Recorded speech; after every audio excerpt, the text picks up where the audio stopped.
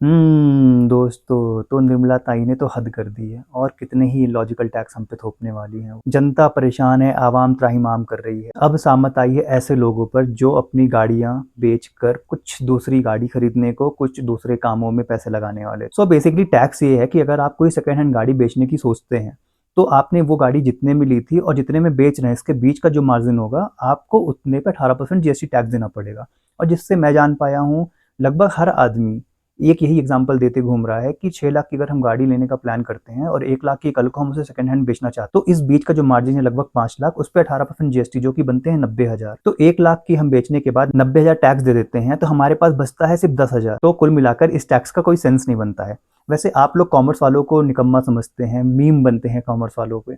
आज जाके आपको इसकी कीमत समझ में आएगी जब निर्मला ताई ने एक झटके में सारे कॉमर्स वालों को आपसे ऊपर कर दिया। तो यहाँ पर प्रॉफिट मार्जिन की बात करी गई है जिसकी वैल्यू पॉजिटिव में होती है। अब 6 लाख की गाड़ी अगर हम 1 लाख में बेचेंगे तो ये नेगेटिव वैल्यू हो गई, इस पर टैक्स नहीं दे। तो बेसिकली ये जो टैक्स है वो है उन लोगों के लिए जो सेकंड हैंड गाड़ियों में डील करते हैं। तो अब बात करते हैं अखिलेश यादव जी के बारे में। उनका एक ट्वीट बहुत ही वायरल जा रहा है जिसमें उन्होंने दिखाया है कि प्रयागराज में जो महाकुंभ होने वाला है वहां पे जमीनों में खाली खंबे गड़े हुए हैं जिसमें वो लिखते हैं बिना तार के खंबे।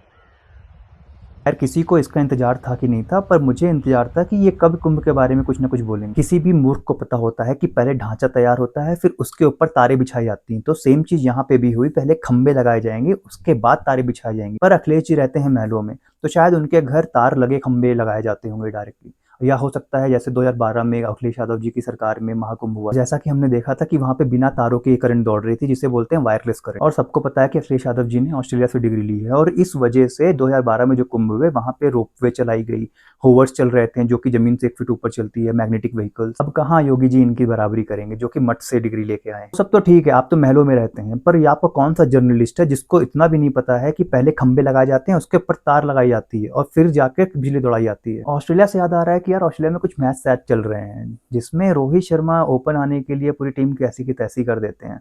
उसके बाद नेथन लियोन केएल राहुल से पूछते हैं कि भाई आपको ओपन से क्यों हटाया गया, भाई ये तो पूरे मजाक बना रहे हैं हमारे। उसके बाद कोहली के फड्डे सड्डे तो बढ़ते ही जा रहे हैं। जैसा कि हमने देखा कि एक रनआउट हो जाता है उसकी वजह से टीम कोलैप्स कर जाती है। पर बात यहाँ स्टार्ट होती है कि रनआउट के बाद कोहली का विकेट जाता है और जब कोहली वापस ड्रेसिंग रूम में जा रहे होते तो उनके साथ ये होता है।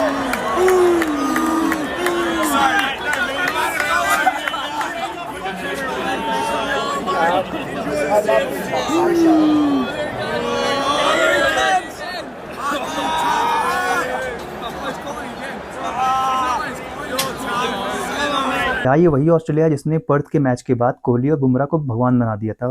पेपर के पहले पहले पेजों पे बड़ी बड़ी तस्वीरें आ रही थी और ये आज का पेपर है।